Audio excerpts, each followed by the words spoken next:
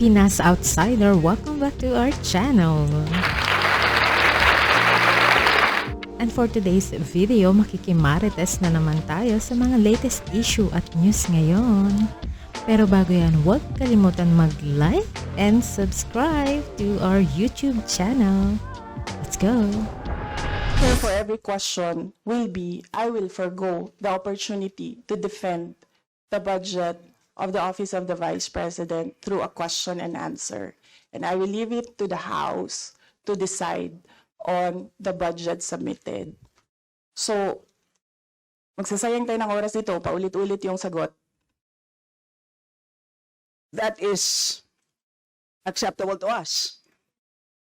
Unless I hear any objection, that is acceptable to us. Okay. Because it is, I believe, karapatan din po ng bawat Pilipino na marinig po nila ang katanungan po ng 17 po na nakalista sa ngayon. Palagay ko, kung meron pong dadating dito, baka dumagdag po. Pero marami pong issues na hinaharap po tayo ngayon. Kayo po mismo, nakikinig po kami sa inyong speech po kanina, kahit na hindi po siya related po sa ating budget. Marami pong na-spark na mga tanong, kaya palagay ko, kaya nga sinabi ko kanina, ilimit natin ang mga tanong tungkol sa budget. So, yun po. So, kung kayo po ay binigyan po namin ng pagkakataon na i-share po ang insights, kami po ay magsasabi din po ng aming mga katanungan. So, with that, the Deputy Minority Leader, Madam Franz Chair. Castro, may now proceed. With all due respect, I will not Madam Chair. repeat my question every time, my answer every time there is a question. And may I seek permission that every time there is a question, that is my answer. Madam Chair, I will call you and you can do as you please, Madam Chair. But I will recognize you. Okay. And then, Madam Chair, may I be given the opportunity to explain why I will not and I will forgo the opportunity to defend the budget in a question and answer in the committee and leave it to the House of Representatives to decide on the budget submitted. Madam Chair, Madam point of Chair. order. Kasi po, tapos na ang presentation time kanina. So that was the opportunity for the resource person para magsalita. So now we have formally entered the interpellation period. So mas mainam po na pakinggan na ng Vice Presidente ang tanong na ating mga House members. Tama po. So, the Chair agrees with the Honorable Chair, Manuel. Excuse me, We will Madam proceed with the question and excuse me, Madam Chair. Wait or order. please wait to be recognized, sir. So, we will proceed That's my at this point point. of order, Madam Chair. And what is your point of order? May we know the rule on which your point of order is based? The Honorable Bautista, may we know the rule on which your point of order is based? Because the Vice President already manifested that Kindly, sir, present the rule so we can rule accordingly. What is the rule on which your point of order? What is the point of order first and the rule? On which this is what's the based? point of order also of Congressman Raul? If you will question Yes. me, my point of order, you have to also to question the point of order of Congressman Raul. So we will make the Honorable Manuel repeat his point of order and the rule because this is clear based on the rules that we approved during our first hearing relating to the budget. So please repeat that.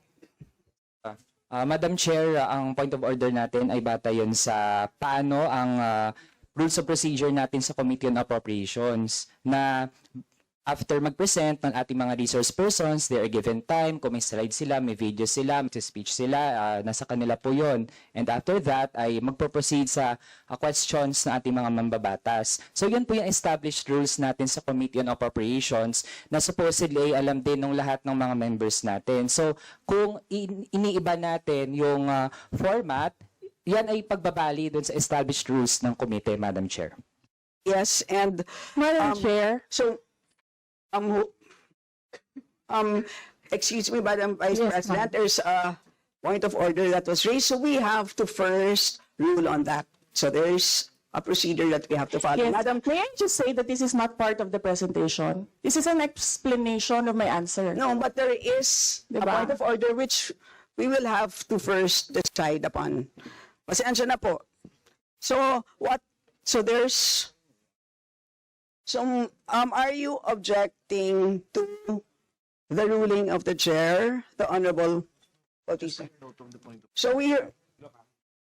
So yeah, so we have taken note of the point of order, which we have accepted, and at this point, the chair rules that we shall proceed. So the Honorable Franz Castro may now proceed with her interpellation. You have the floor, ma'am.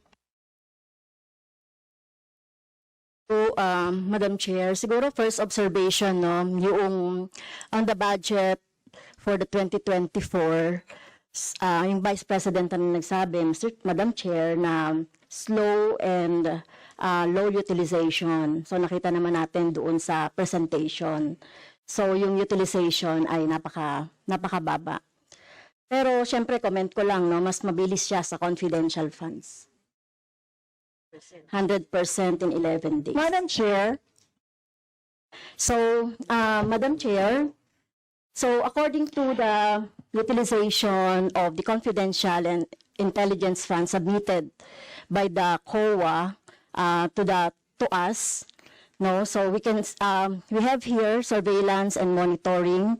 Sabihin ko lang, Madam Chair, no, yung purchase of information out of 125 million confidential funds in 2022, purchase of information 14 million, payment of reward 10 million, rental and other incidental expenses relative to the maintenance of safe houses 16 million, purchase of supplies 35 million, provision of medical and food aid 40 million, payment of incentives to confidential operations is 10 million. So a total of 125 million conducted surveillance in 132 areas in 11 days. So 100% utilization.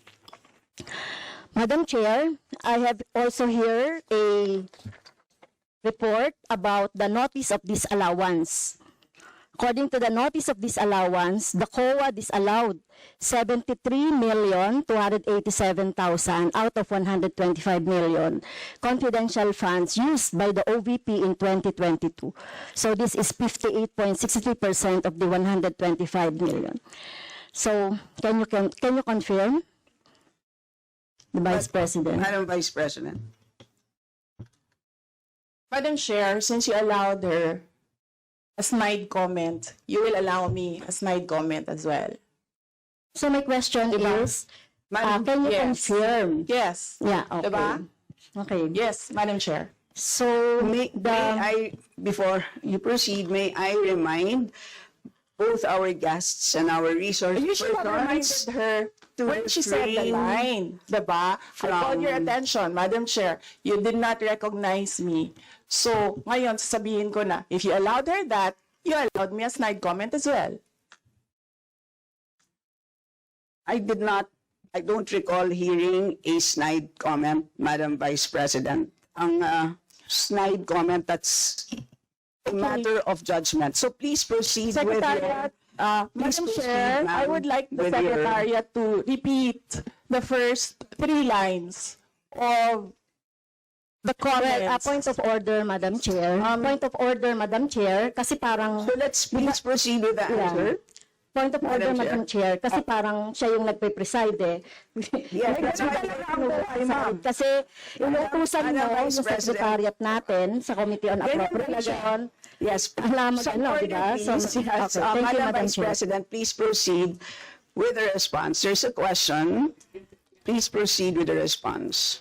Madam Chair, I do not understand bakit a person convicted of child abuse is still sitting in a seat Point of Of the order, House of Madam Chair, ito yung sinasabi Representatives. natin na dinadivert ang usapan sa ating budget hearing. Kung nagawa po niya yan sa Senado, Madam Chair, dapat hindi natin yan pahintulutan dito sa Kamara. You allowed her a snide comment and then you will not allow Please, me please wait a to be snide recognized. comment. Excuse me, our members and our guests. I warn you. Please wait Don't to go be into this rabbit hole. Please wait to be acknowledged before you speak. Okay, so at this point, Honorable Manuel. Yes, Madam Chair, again, it's another point of order kasi kapag may mga deliberation tayo, we should stick to the topic. Hindi pwede, Madam Chair, na dinadivert natin yung usapan para hindi natin sagutin yung tanong ng mga mambabatas natin. This is actually the best opportunity, formal proceedings, nakikita po ng publiko para malaman anong sagot ng Vice Presidente. So hindi po natin napapayagan ang ganong mga argumento na hindi naman tumutumbok dun sa topic natin. So, Madam Vice Chair, President, there's I a will make this question. easy for Please- you. Please make Sige, ma'am. your responses direct to the point. Sige, ma'am. I will make this easy for you. What rules are we using for this budget hearing? We have our rules Yes, ma'am. adopted by the Committee on Appropriations. Right, okay. We searched for that rule. So we only found the general rules. So we have a copy of the rules for the budget hearings. Well, as far as I'm concerned, mas importante ang rules para sa amin. Kayo po, ang kailangan nyo lang marinig is yung acknowledgement for you to begin to speak. Yun lang po ang pinaka-importante para sa guests. Sa totoo lang po. Yes, ma'am. So, ang pinaka-importante, yes, you may proceed. At saka po yung adjournment. Yun lang po. Yung termination po. Yun ang pinaka-importante lang po. For the rules, yun ang ay importante para sa members. But we may provide the copy to you. Yes, So ma'am. please proceed and answer the May we question. request a copy? Yes, yes, absolutely. But Yes. please, there is a question. And do you want us to repeat the question? And we will not penalize you all the time. I don't You can repeat the facts from the notice of disallowance. I don't need a the repeat of Honorable the Franz. question. Yes, Honorable Franz Castro, you may repeat your question on the notice of disallowance, I believe. Yeah, tama, Madam Chair. So according to COA, the notice of disallowance is amounted to 73,287,000 out of 125. At ito po, Madam Chair, yung mga breakdown ng mga disallowed na mga na mga purchases. So reward payment of 10 million, payment of rewards, various goods, 34.857 million, payment of rewards, medicines, 24.93 million, tables, chairs, desks, computer and printers, 3.5 million.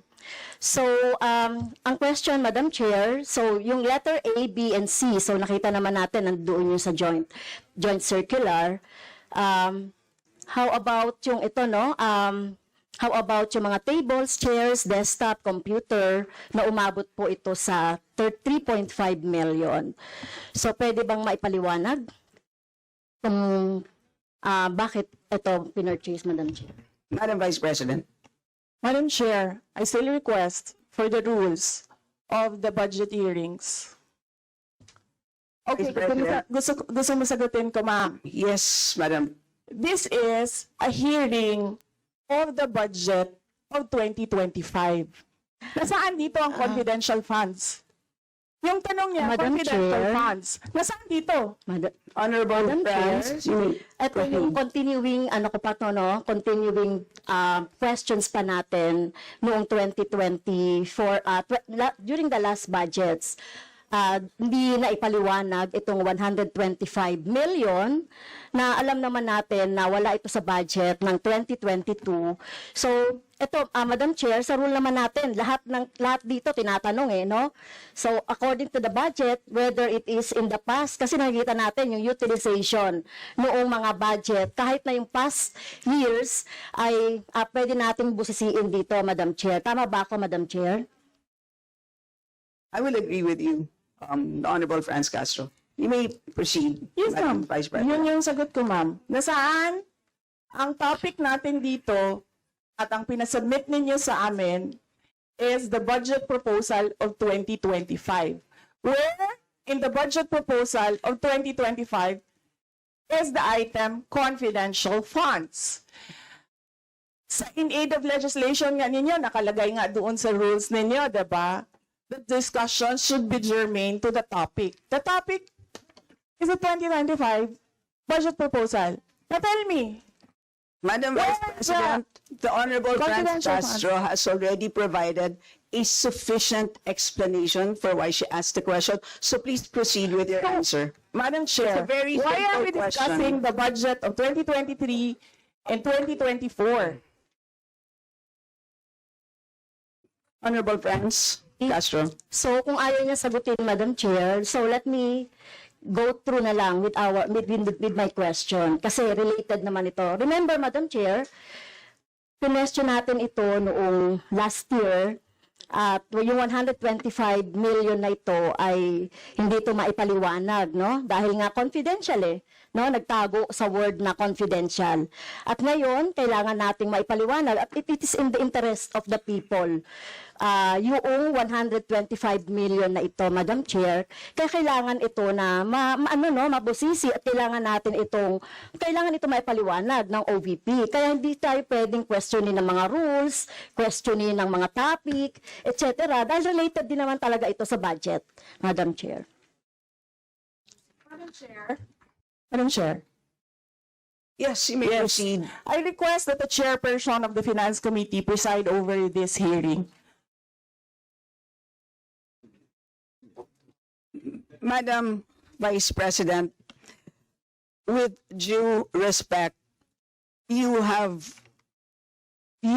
not allowed to do that, Madam Vice President. You are not allowed to introduce any motion. You are a research person at this Not- hearing, Madam President, I did Vice not move, President. ma'am. I requested, the same as vein. your research person, I requested So that the your request chairperson is of the denied, committee. Madam Vice President. Just please answer the question. The issue on confidential funds falls squarely within our discussion of your 2025 budget. Narinig mo yung sinabi niya, ma'am? Narinig mo yung, Please proceed. nakikinig ka sa kanya kanina? Absolutely. Walang rules dito. Please proceed and answer the question. It's a very simple question. Di ba? Please explain the specific spending on those items that she enumerated, amounting to a total of, Honorable Franz, do you want to Amounting repeat to a that? total of 73.287 million.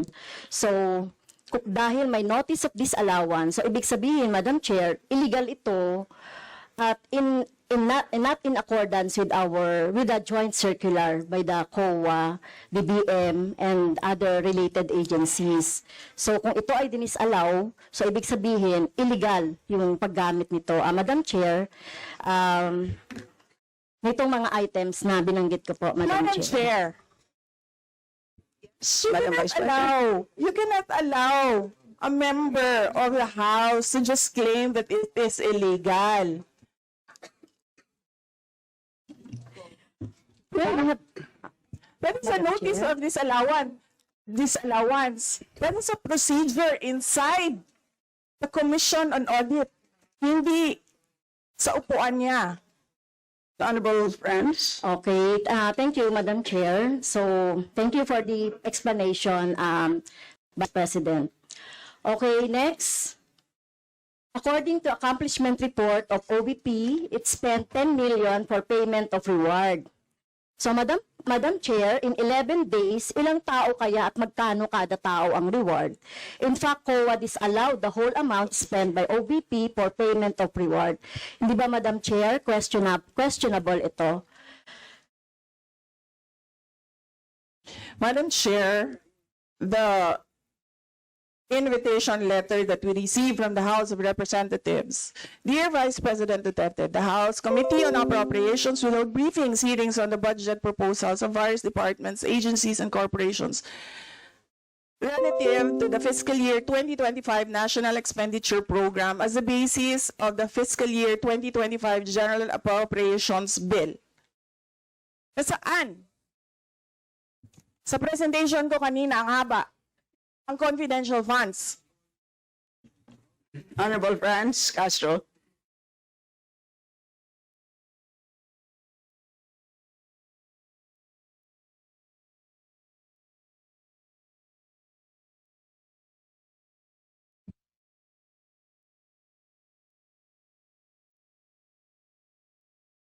Can we request our technical people to fix the mic?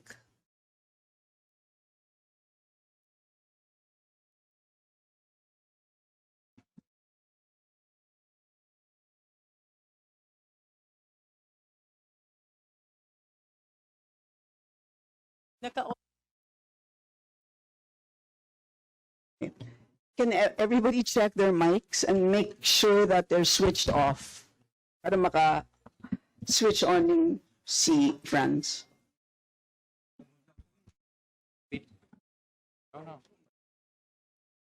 Meron na ako. Meron na.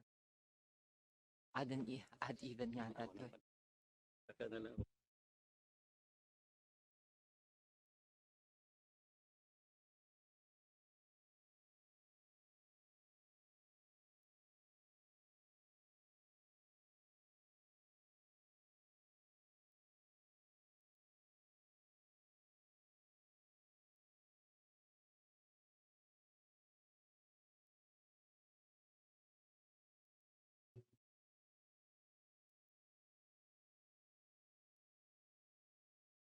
Madam Chair, point of order lang ulit, Madam Chair.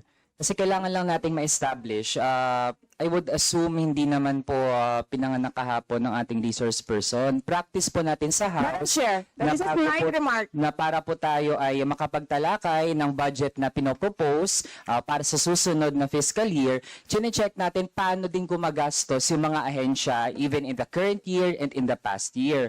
Also, Madam Chair, Section 162, Rulings as Precedents, rulings on questions raised by members shall form part of the parliamentary practice of the House. At practice po natin since time immemorial na hindi lang po ang proposed budget yung tinatalakay. Kasi yung performance ay dapat bahagi din ng discussion. Yun lang, Madam Chair.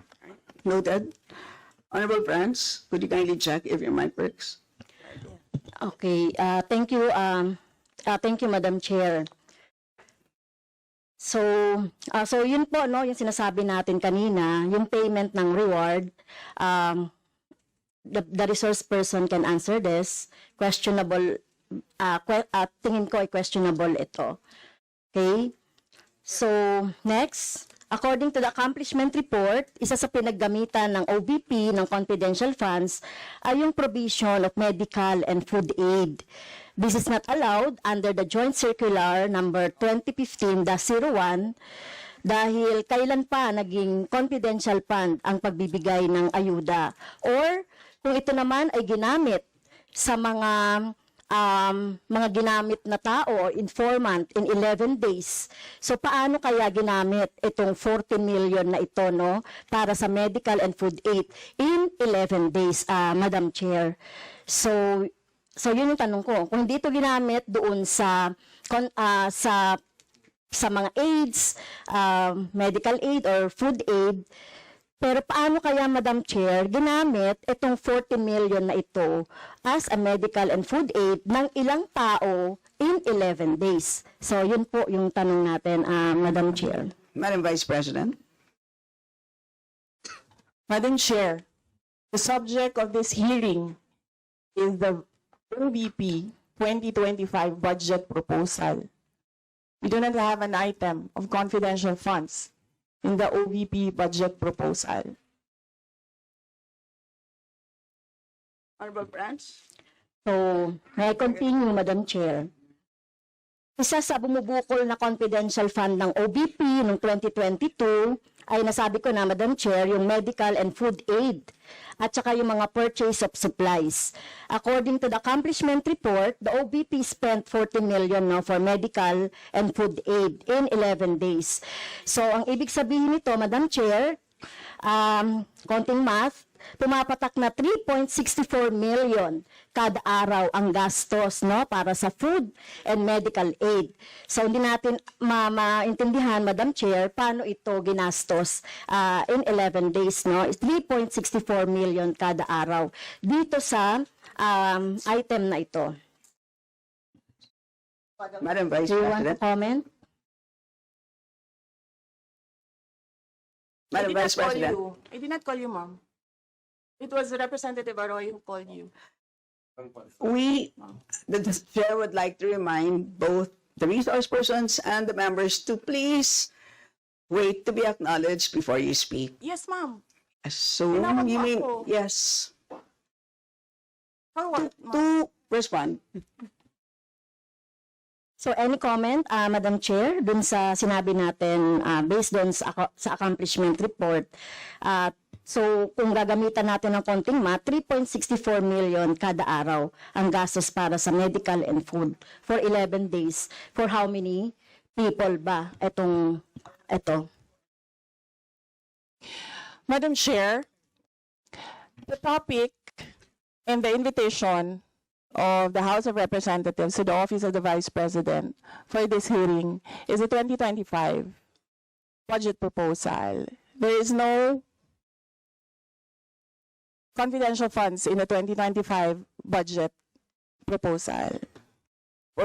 For the information of the body, the letter that we sent, our Madam Vice President, reads as follows.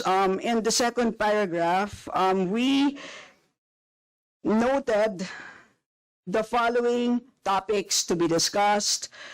Item number 3 is comparative budget allocation and utilization rate from fiscal year 2019 to 2023. That's item number 3. So I can provide you copies of the letter. So clearly, confidential funds spent in 2022 falls squarely within that. So, yes, Honorable Francie may proceed. Yes, Madam Chair. So mukhang hindi na tayo sasagutin ng hindi na ako sasagutin ng ating Vice President. So sa bawat sagot kasi na ganyan ng ating Vice President, for the record, since ayaw magpaliwanag ang VP, so ibig sabihin nito, yung paggastos ng 125 million ay na pera ng taong bayan ay hindi maipaliwanag. So, yun lang, Madam Chair. Kaya hinihiling natin sa Vice President o OVP na kailangan na maipaliwanag itong mga sinasabing item dito. Anyway, Madam Chair, sa kanila naman ang galing, no, yung utilization at confidential and intelligence fund. And of course, ito lang naman ang hawak ko din dito, yung notice of disallowance. Kaya gusto talaga nating maintindihan, Madam Chair, kung ang notice of disallowance ay, so syempre, papaliwanag pa nila yan, kung paano, di ba? So, kailangan malaman din ng taong bayan na sila yung nagbibigay ng pondo para sa operations ng OVP at lahat ng mga agency. At kailangan yung maipaliwanag. So, hindi pwede yung ganyan na yung tactics na ganyan na parang parang sorry for the pusit, na kapag nasusukol na ang pusit ay nagaano ng maitim na tinta. So ayaw natin ng ganun, Madam Chair, kasi yung atin namang pinag-uusapan dito ay budget. No? So wag naman mag-ugaling pusit ang Office of the Vice President. Madam Chair, may I point of information only, Madam Chair? May I? Madam Chair, No, sorry, wait. Before you, I'd like to, before we proceed to the next person on the list, I believe that our former President, Gloria Macapagal-Arroyo, would like to interject. Observation made in relation to the point of order, because in the beginning, it was settled that the issue would be the 2025 budget. And in all our hearings, to what I recall, when we want to question something about performance, we question the 2024 budget, not the 2023 budget. What is being questioned now is the 2023 budget, which was discussed very extensively last year. And that is the reason why the House remove the confidential funds. So that issue has already been, to my mind, for purposes of the budget hearing, laid to rest. So that's my observation, Madam Chair. We note that, Madam former President, but of course we know that yung pong pondo ng 2023 ay of course pwede pa rin maging continuing appropriation hanggang 2024. So in the same way, 2022 pwede maging continuing pa rin 2023. At alam din po natin, last year pinagdebatihan po natin ng matindi itong 2022 confidential funds, and in fact, we left a homework for the COA. Sinabi natin sa kanila na kailangan nilang tapusin ang audit by November, I believe mid-November of last year.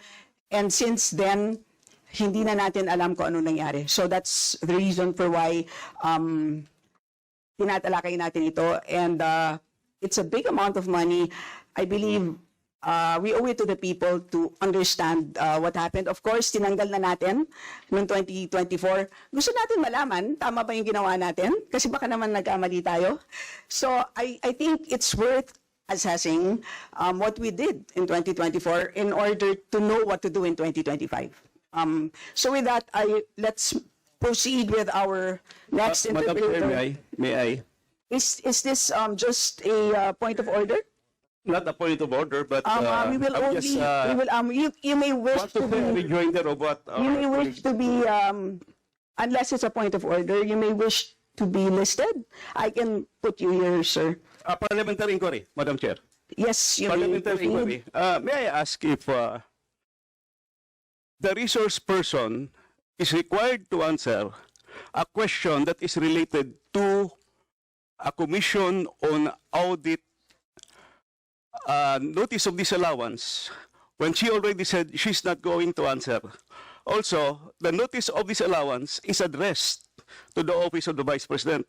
And just to make it clear, a notice of disallowance is not a judgment. It is a request. It is an order from the Commission on Audit for the particular office to explain what are the particulars. At saka hindi na yan legislation side. That is already on the accountability side in the budget cycle. So, my parliamentary inquiry, Madam Chair, is that nagsabi na nga siya na hindi siya sasagot, and it is related to the COA notice of disallowance. And, just to add, sinabi na rin ni former President, it was thoroughly discussed in the previous year. In fact, tinanggal sa budget ng 2024 yung confidential fund. And we know that there's a pending case on that also. To discuss that further might somehow prejudice or be biased whatsoever. So, yun lang po, Madam Chair. All right, salamat. On your inquiry, the only requirement is to provide a direct response on the question. Meaning to say, a response that is directly related to the question. Meaning to say, kung may question at ayaw niyo pong sagutin niyo ng diretsahan na hindi po ako sasagot dun sa tanong. Ang problema po kasi, ang response ay naging hindi related dun sa tanong. Halimbawa, may tanong, ang sagot ay paglalarawan doon sa nagtanong. So hindi naman yon, klaro na hindi yon directly related dun sa tanong. Kaya, yun po, I think it's a reasonable ask. If there's a question, you may or may not answer. You're not compelled. But you just please say, I do not wish to answer. That's it. At least we know it's a direct response. And with that, we move to the next Madam Chair, person on the list. Madam Chair. Madam Chair. Hindi na po tayo matatapos. Yan ang sinabi ko sa iyo kanina. Ayaw mo maniwala sa akin eh. Aabot talaga tayo ng bukas dito. Diba? Madam Chair. Is this an inquiry regarding... What he said. Yes, and Yes, please, ma'am. I remind also our Yes, ma'am. resource persons to please act in a respectful manner. Pasensya na po, hindi po kasama sa poder ninyo ang pagpa-fire ng presiding officer ng hearing na to. So Yes, yes, ma'am. you So proceed if po. you allow members of the House of Representatives lines like what you just said, like pusit, bakit mo ako kinocrucify for saying a fact that somebody is convicted of child abuse sitting in the chair? Pusit, and then I cannot fire the presiding chair. So bakit? Yes, we Bakit napaka one-sided nito, ma'am? noted po. Dahil ba madami kayo dyan sa kabila at nag-iisa ako dito? We note all your comments, ma'am, and let us now proceed. Thank you, ma'am. Thank you, ma'am. Madam Chair, point of order.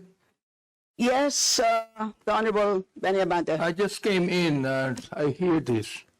We're not talking about the budget. We're accusing each other here. I'd like to find out from the resource speaker if this is the kind of hearing that we're going to have. Sir, I am not the presiding officer of this hearing. I know, Yes, sir. but the thing is, you're asking questions, Madam Chair. The resource speaker does not have any right to ask questions. Or do you have? Where is that Madam Vice in your President, rules that Madam a Vice resource President, person this is a cannot budget hearing. request for clarification? Some order, please. Some order, please. Yes, Honorable Benny Abante, you may proceed. I'm just asking a question to our resource speaker, you know, because she's asking a question and she's accusing some of the members of this committee.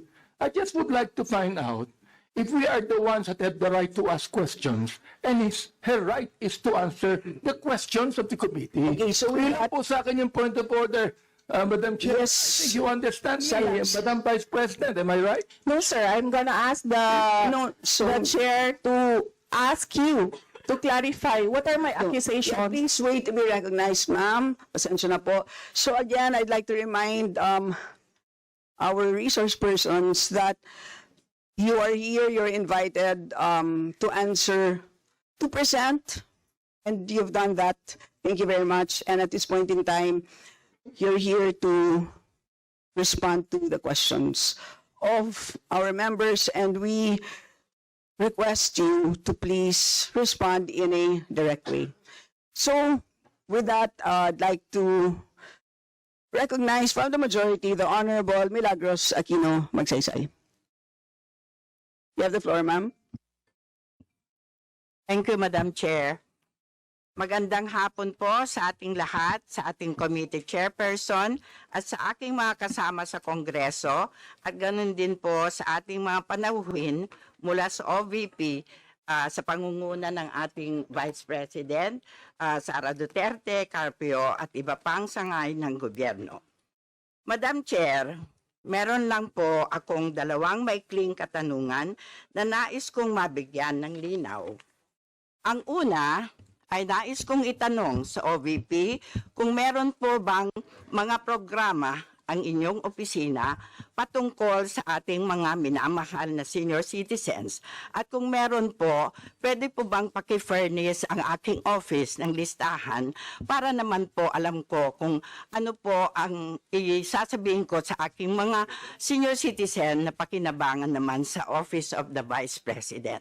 Pangalawa po, sa COA, nais ko pong itanong para po sa mga hindi masyadong nakakaunawa, pakipaliwanag po kung ano ba ang ibig sabihin ng Notice of Disallowance at ano po ba ang ibig sabihin kung ang iyong opisina ay mabigyan nito. Yan lang po, Madam Chair, at muli magandang hapon po sa lahat.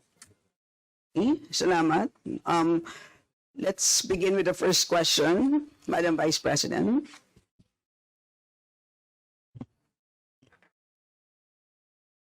Madam Chair, we do not distinguish for the recipients of our projects. Senior citizens can readily avail of the medical and burial assistance, the Magnegosyo Taday, and other projects of the OVP, including the kalusugan food trucks during calamities and the libreng sakay. So, ma'am, hindi po kami nag-exclude ng mga senior citizens. Welcome po sila lahat sa mga projects ng Office of the Vice President.